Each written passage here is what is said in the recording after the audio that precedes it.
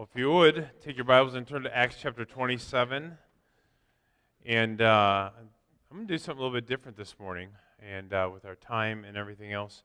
I want to read you a story, and then let's just draw some parallel application questions at the end of it. It's hard to believe. We've been in Acts like forever. Some of you are like, man, it feels like forever. I'm sorry. That's just the way it works sometimes. Some stories a little more exciting than others. Others have a little more application than others. But we have worked our way through almost the entire book of Acts. And we've only got a couple of chapters left, and they're exciting chapters.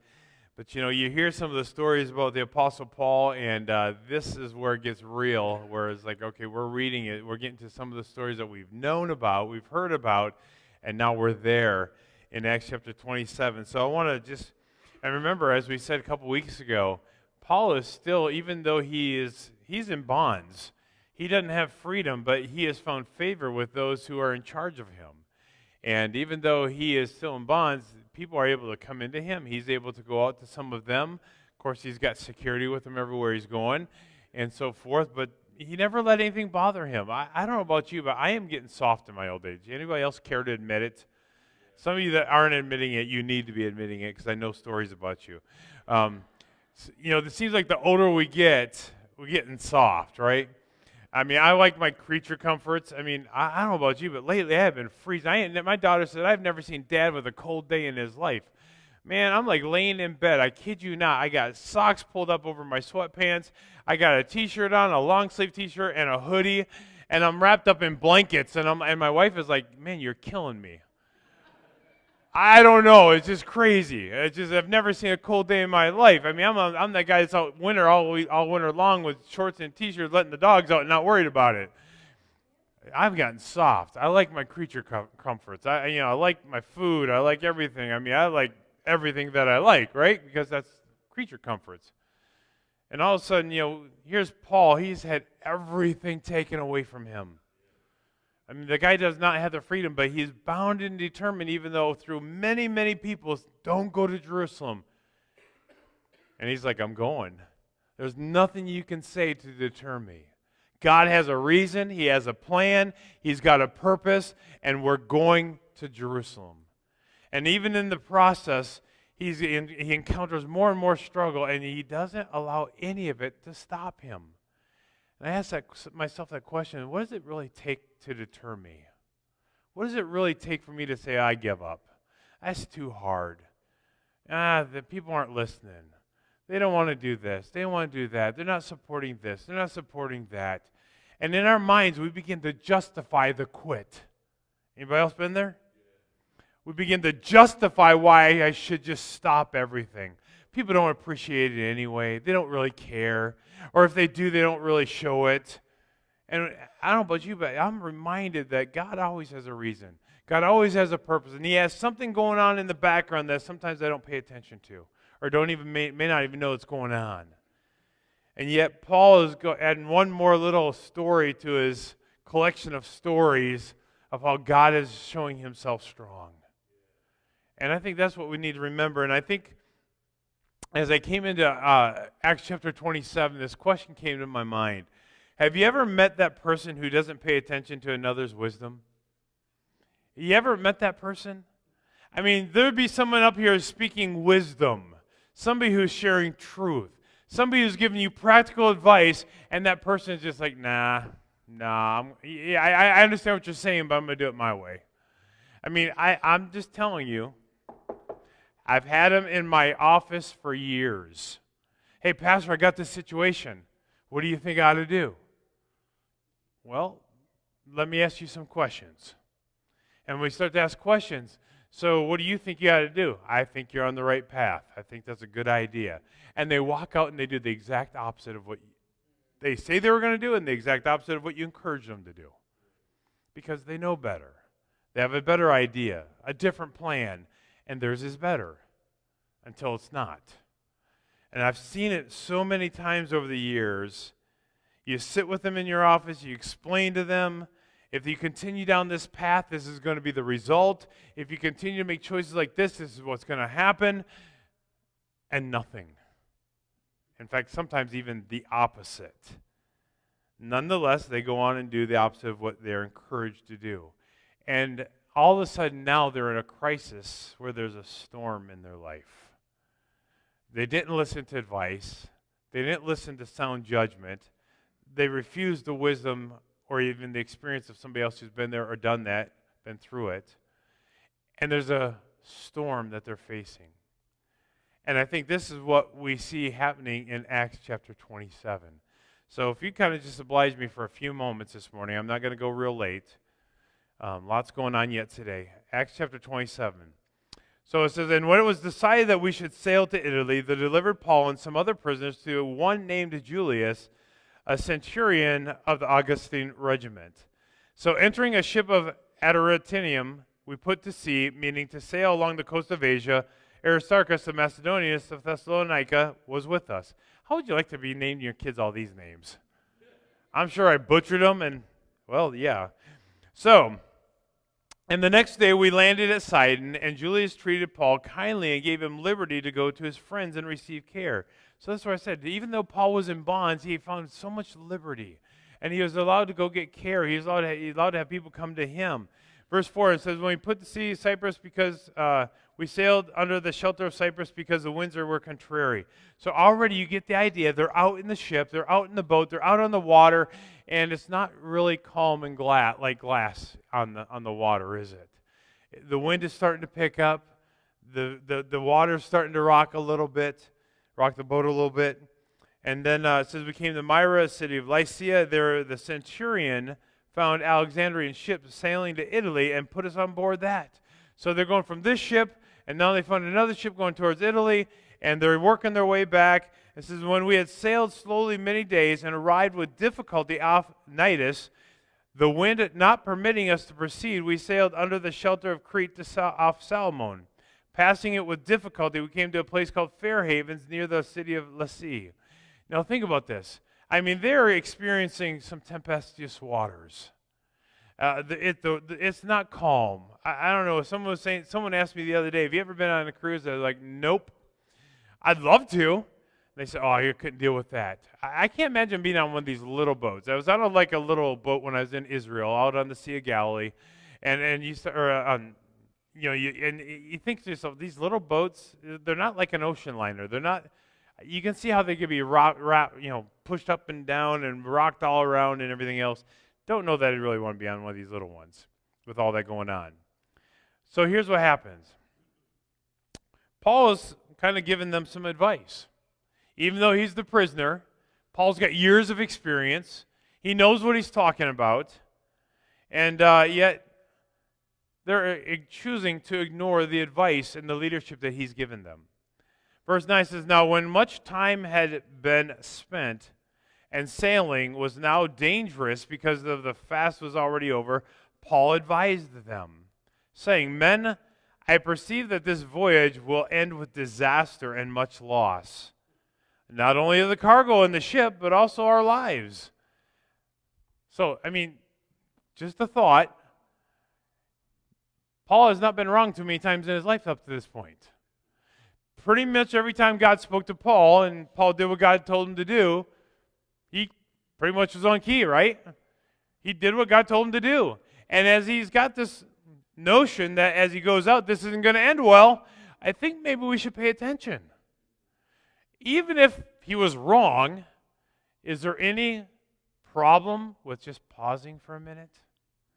Sometimes we get in such a blasted hurry that we're going to trudge our way forward, and even though people are all around us saying, don't go there, don't do that, you shouldn't make that decision, we're going to go full steam ahead because it's what we want to do. And Paul's like, I perceive this isn't going to end well. I think there's always a time just to slow down, pause. Let's say the storm isn't going to be that bad. Let's say the decision isn't going to be that great. Take a minute, slow down, pause. But verse 11, nevertheless, the centurion was more persuaded by the helmsman and the owner of the ship than by the things spoken by Paul. So to the ship owner, what? Time is Money. Got to hurry up, get to the next port. And when I get to the next port, I got to get another load. And then I got to get more passengers. Then we got to take them, go to this one. Time is money. We can't just go to this port and sit. Even though it's probably not going to be too wise for them. Verse 12. And because the harbor was not suitable to winter in, the majority advised to set sail from there also, if by any means they could reach Phoenix, a harbor of Crete opening towards the southwest and northwest, and winter there. He said, we see what's going on here. It's a little bit crazy. I think we can make it over here to this one. And Paul's like, this isn't going to end well. Just let it be noted. Verse 13. When the south wind blew softly, supposing that they had obtained their desire, putting out to sea, they sailed close by Crete. But not long after, a tempestuous headwind arose called a Euroclydon. I don't know, something probably similar to like a nor'easter, so to speak. So when the ship was caught and could not head into the wind, we let her drive. Who's the her? The ship. So they couldn't steer the ship. The wind is kind of just doing whatever, and the ship is driving herself. Ship's going to do what the ship wants to do because you can't control it. I think Paul was right. And running under the shelter of an island called Clauda, we secured the skiff with difficulty. They finally got it to where it was somewhat controllable. And when they had taken it on board, they used cables to undergird the ship, and fearing lest they should run aground on the Sardis sands, they struck sail and were driven. And because we were exceedingly tempest-tossed, the next day they lightened the ship. On the third day, we threw the ship's tackle overboard with our own hands. Now, I think there was a prophecy about this.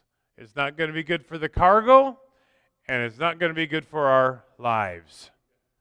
But nonetheless, let's just go forward because time is money.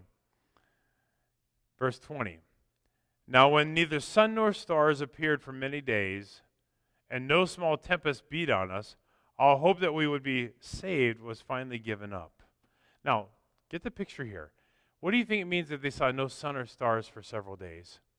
It was what? Cloudy. It was dark. How do you think a lot of them navigated the seas? Stars. And so they're sitting out there in the middle. They're thinking, well, this is a hopeless cause. We're all doomed. 21. But after a long abstinence from food, Paul stood in the midst of them and said, Men, you should have listened to me, and not have sailed from Crete, and incurred the disaster and loss. Now I urge you to take heart, for there will be no loss of life among you, but only of the ship. So now he's making a second prediction. He goes, well, even though you didn't listen to me the first time, listen to me now. Our lives will be saved, but the ship is going to be destroyed. Now, how hard do you think it was for these guys to believe what Paul was saying was going to come to fruition? Well, what do you mean? We're out here on the water. What do you mean? How can we be saved, but the ship be lost? That doesn't make sense, right? And Paul gives them the reason why. Verse 23. For there stood by me this night an angel of God to whom I belong and whom I serve, saying, Do not be afraid, Paul, you must be brought before Caesar. Now, this is the same one that he said over and over. He goes, listen, if I'm guilty, shoot me, kill me, put some arrows in me. I'm willing to die. He was bound and determined to get to where they said, if you get there, they're going to kill you. He didn't worry about that. And now he's not worried about himself on the ship either. Don't be afraid. You need to stand before Caesar. Therefore, take heart, men, for I believe God that it will be just. I believe God that it will be just as it was told me. However, we must run aground on a certain island. Wait a minute. Our lives are going to be spared. The ship's going to be lost because we have to run aground. But we're trying to get over to Phoenix. We're trying to get over to this port, and we can winter there, and we can take time there. That's not going to happen, guys, just so you know. That's not going to happen. Verse 27. Now when the 14th night had come, so how long have they been out here lost in the water? Man, they're out there for 2 weeks. I don't know about you, but I'd be getting a little bit nervous. Here's one guy who's got an angel. I think I'm going to listen to him. So, now when the 14th night had come, as we were driven up and down in the Adriatic Sea, about midnight the sailors sensed that they were drawing near some land.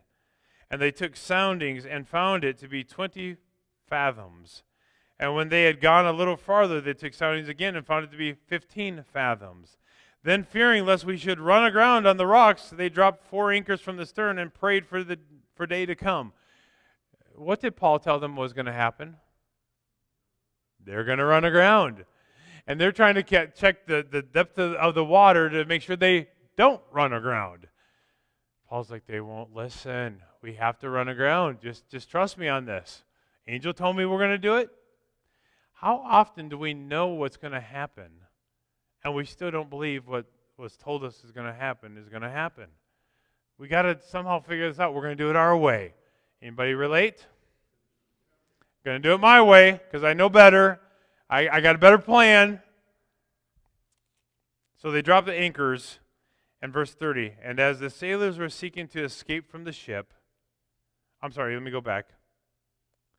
Verse 29, then fearing lest we should run aground on the rocks, they dropped 4 anchors from the stern and prayed for day to come. And as the sailors were seeking to escape from the ship, when they had let down the skiff into the sea, under pretense of putting out anchors from the prow, Paul said to the centurion and the soldiers, unless these men stay in the ship, you cannot be saved. Then the soldiers cut away the ropes of the skiff and let it fall off. So, you get the picture of what's taking place here? Here's some skiffs alongside the boat, and they're pretending to let the anchors down. The sailors were. Under the guise of we're dropping anchors, what were they really doing? Trying to get out of there. They know there's land over there. They wanted to get on the skiffs, get away from the big boat, and so they're pretending that they're dropping anchors, but really they were trying to get into the smaller skiff and get out of there. They didn't want to be a part of whatever's happening here. And Paul says to the captain, you know you need these guys. And if they get away, well, they can't be saved. So rather than letting them escape, what do? They cut the ropes. You want to go? Whoosh, bye. And they just let them go. I don't think they lived too long after that. So basically, they just helped them. You want to go? We'll cut the ropes for you. So in essence, they let them be destroyed. But here's the thing. Verse 33. And as day was about to dawn, Paul implored them all to take food, saying, today is the 14th day you have waited and continued without food and eaten nothing. Therefore I urge you to take nourishment, for this is for your survival, since not a hair will fall from the head of any of you. And when he had said these things, he took bread and gave thanks to God in the presence of them all. And when he had broken it, he began to eat. Now stop right there for a minute. 14 days of wandering at sea. 14 days of not eating. And finally, because remember, what's the second prophecy? We're going to lose the ship. And whatever's on it. You might as well enjoy the food. You might as well eat up. But just know that you guys are going to be safe. Not a hair on your head's going to be troubled. Let's eat up. So, what do you think they did? And meanwhile, never to lose an opportunity to share the gospel, he begins to pray in the midst of all their frustration and fear. I ask myself this again. When I'm in the midst of difficult situations, how do I handle that? Am I like the sailor who wants to get out of there? Or am I more like Paul who says, just trust me, I got a word from God, I'm okay. Let you stew in that for a minute. So verse 35. And when he had said these things, he took bread and gave thanks to God in the presence of them all. And when he had broken it, he began to eat. Then they were all encouraged, and also took food themselves. And in all were 276 persons on the ship. So when they had eaten enough, they lightened the ship and threw out the wheat into the sea. I mean, Paul predicted the first time they were going to lose all their stuff. 14 days without eating, you're going to lose it anyway. We're going to run ashore. We're going to get grounded. Eat the food. So they eat the food. 276 people eat the food. They're all encouraged because, man, they're all fattened up, right? I mean, they all just enjoyed everything they had to eat. And then they what? Pitched it out into the water. And here's what happens, verse 39. When it was day, they did not recognize the land, but they observed a bay with a beach, onto which they planned to run the ship if possible. And when they let go the anchors and let them in the sea, meanwhile losing the rudder ropes. So what happens when you lose the rudder ropes? You can't steer. So they're going to go over here, but they got no way of directing the boat to go over there. Lord, just can you make it get there, please, Lord, because we are going to go there or back out there again, and that's worse. But do I trust Paul, who said we were going to run a... Yeah, maybe Paul does have a point here. So, verse 40, and they let go the anchors and let them in the sea. Meanwhile, losing the rudder ropes, they hoisted the mainsail to the wind and made for shore. But striking a place where two seas met, they ran the ship aground. Wait a minute, wasn't that predicted? And the prow struck fast and remained immovable, but the stern was being broken up by the violence of the waves. So here's the boat. It's run on the ground, but yet the back end of it is still just, the wind is taking it, right? Just beating the thing back and forth. And so much so that it's breaking apart. Verse 42. And the soldiers' plan was to kill the prisoners. I mean, we got prisoners. I mean, we're taking them over to Italy here. And, we're going to save ourselves, but kill the prisoners. Wait a minute. But the centurion, wanting to save Paul, kept them from their purpose and commanded that those who could swim should jump overboard first and get to land. And the rest, some on board, some on parts of the ship. Listen to the last phrase. And so it was that they, what's the next word? All, say it with me, all escaped safely to the land. Wasn't that exactly what God told Paul would happen? They would run the ship aground, and the ship was going to be lost because it was going to be broken up. But yet not a one of them, as far as the sailors, died. God ultimately, does he not have our ultimate purposes in mind? Does he not always know the end from the beginning, even though we can't see it?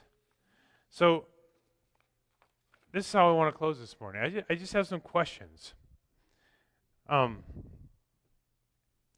I think about this, every time I read through the Bible, the overwhelming question that comes to my mind is, what difference does this make tomorrow morning when I wake up? What difference does it make? If I can't look at Scripture and say, well, okay, there's a cool story about Paul. So God gave him a couple stories and predictions, prophecies, a couple of them came through. All right, next. If there's nothing more to it than that, then why do I waste my time? It's a good story. But the question we have to ask ourselves every time we read God's Word is what? How does this apply to my life? What difference does this story make to me? Right? So I got a couple questions. Number one, bottom line is storms are going to come, right? Your life is going to be involved in some storms. Storms that you don't, I don't know about you, but I've never thought, wow, we got a storm coming. I want to get out in the middle of it. I mean, I did grow up in Minnesota, and watching a good tornado, I watched my dad with the camcorder when it was like 3 miles away, and my mom yelling at him to get in the house. I mean, we did watch a few storms, but I've never went headlong into one. Can't wait. I'm not a storm chaser. Those guys are crazy, but, Twister. But the reality is, none of us wakes up in the morning and say, well, I think this is a great day for a struggle. I think most storms come with very little warning or with some warning, but not often a lot. But storms are rarely what you expect of them. And storms can be in the form of relationships. They can be in the form of sin struggles. They can be in the form of disappointment and failure. Storms can come in so many different ways, but the question is, how are you going to respond to them? You can look at sound wisdom, you can talk to people, and you can ultimately, have 100 different things that you can do in response to it. But the moment we say, I'm just going to ignore wisdom, ignore truth, ignore what I know is right, is the day that the storm is so much bigger than you ever thought it was. How did Paul know what needed to be done? Talk to me. How did Paul know? What was the number one way that Paul knew what needed to be done? God told him. How did he hear that voice? What's that, Chad? He had a relationship with God. What else? He had to be listening. What else? God's word tells us and reminds us over and over, if you draw nigh unto me, I will draw nigh unto you. I've said it 1,000 times, and I hope it's ingrained, and you say, Pastor's not going to say it again. But if you want to hear your wife, and she's upstairs in the basement, and I'm down in the basement, how do I hear what she has to say? Got to get closer. And if you can't hear God's voice, maybe you're not close enough. Distance separates, obviously. Closeness brings together and increases the volume. The only reason Paul knew what to do is because God was close to him and he was close to God. How can you expect a good outcome from bad choices? How can you expect a good outcome from bad choices? You can't. And some of you are making poor choices thinking it's going to get better on its own, and it's not. It's not going to get better on itself, by itself. I've never seen something so terrible all of a sudden fix itself. Flat tire does not change itself. Water heater going out does not replace itself. A leaky roof does not fix itself. The bottom line is you have to take steps towards getting things better. And if you're unwilling to do it, don't complain about the outcome. Do bad circumstances necessarily mean God is not working through them or that He's not there with you? No. Paul was in the middle of a circumstance that he wouldn't have chosen. Does that mean God wasn't there? No. Does it mean that God was angry with him? No. Paul was walking with God in the midst of all their struggle and not listening to him. Sometimes God allows us to be in circumstances for a couple different reasons. Give me one. To be a testimony to the others, because even in the midst of all, he goes, guys, we're going to praise God and we're going to pray over this food and we're going to eat it and rejoice. Been at water for 14 days. Terrible situation. He goes, we're going to make the most of it. We're going to go out at least full. Circumstances happen that we wouldn't choose. But it doesn't necessarily mean God's not there. But what does it mean? What does it mean? What? Got further to go? What else? God's going to provide. Got to trust Him. What else does it mean? Maybe you got to listen a little harder. What else? Yeah, allow it to draw you closer. Man, I tell you, we live in a world where we want easy. I like easy. I want easy. I wish we weren't have struggles. Don't you just wake up every morning, you never have a financial need. You never have a health need. Never have an emotional need. Well, that'd just be the berries, right? That's not reality. That's a fake utopia that doesn't exist. Our needs will not be ultimately met until we spend eternity in heaven. But here in this world, He says you're going to have struggle. Here's the thing. Here's a question. They got to the point where they had to throw off the excess weight.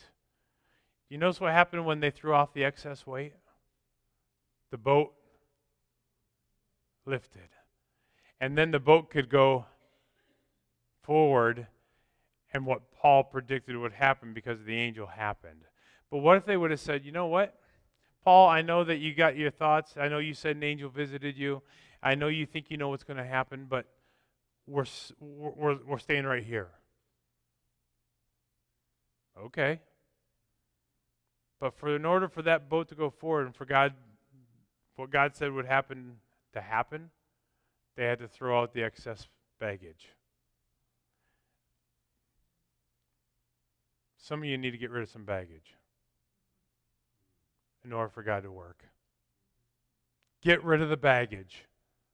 In order to go forward, you say, well, if I do this, I'm going to crash. If I get on this, I got to crash. He said you were going to crash. He said the boat's going to run aground, and it's going to break apart. But you're going to be fine. But sometimes you got to get rid of the baggage, the excess weight. In fact, isn't that what God's Word tells us in Hebrews? Being that we're surrounded by so great a cloud of witnesses, let's lay aside every and the sin that so easily doth beset us. Question is, you'll never move forward till you have a stronger desire to get rid of the baggage and the weight. You got to get rid of the weight, folks. You can't move forward sometimes without you willing to come honest. You say, well, I'm going to crash. Yes, you're going to crash. God said they were going to crash, but you're going to be okay. Think about that. Last question. What should you do when God does see you through the storm? Praise Him. So often we get through it and then all of a sudden it's like, oh, phew, I'm glad that one's over.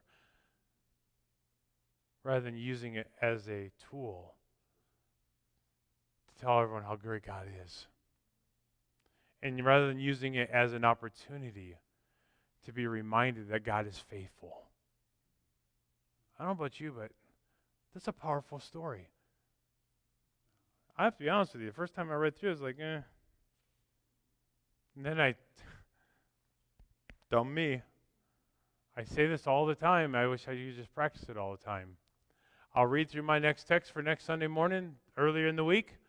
And I'm like, okay, what's God got to do with this one? And then I got to sit down and pray and say, Lord, what is it that you want me to get from this? What do you want? What is it that you want to teach through me? What is it that you want me to learn because I read this? I don't know about you folks, but if we don't apply this, this is absolutely 1,000% worthless. You have an opportunity to respond to what you've heard. I don't know what God wants you to do. I don't. Maybe sometimes it's just listen to wisdom. Listen to other people's experiences. Listen to what they've been through. My Sunday school teacher growing up for years in my home church he'd always make the statement every Sunday morning he'd read from the Sunday paper. And he used to call it Jerk's Corner. People who made dumb choices and where it brought them to. And then he used to close the paper and say, smart is he who learns from his own mistakes, but brilliant is he who learns from the mistakes of others so that he can avoid them. Sometimes you just don't listen. Someone else has been there, they've been through it, they've got wisdom, and we just say, I know better. Swallow some pride. Swallow the pride. Your storms are going to come. Say, well, I'm not in a storm right now. Knock on wood. It's coming. Because things happen every day that we don't choose. Nobody chooses physical problems. Nobody chooses cancer. Nobody chooses death. Nobody chooses financial struggles. Nobody chooses sin struggles. Nobody chooses, well, some sin struggles, but we don't choose to go through trials. God allows them, and they reveal our character and who we are. But you got to be willing to throw the weight off to move forward. Even though you may still crash. You're going to be fine. But you got to trust the voice that's telling you to do it. Lord, I pray that you'd work in our hearts this morning. I pray, dear Father, Lord, that you would just allow us to be honest with ourselves. I pray that you'd allow us, Lord, to realize that these storms, even though we didn't see it as a real big thing in the beginning, Lord, help us to realize that these storms sometimes are bigger than we thought. And they are revealers of who we are and who you are. And I pray, Lord, that you help us to throw away the weight and to listen and to draw close. Lord, I just pray that you'd work in all of our hearts this morning.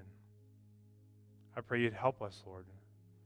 Get rid of pride. Get rid of areas of sinfulness. Get rid of, Lord, even for some people, guilt and frustration. worry over things that we can't change. So, Lord, work in our hearts.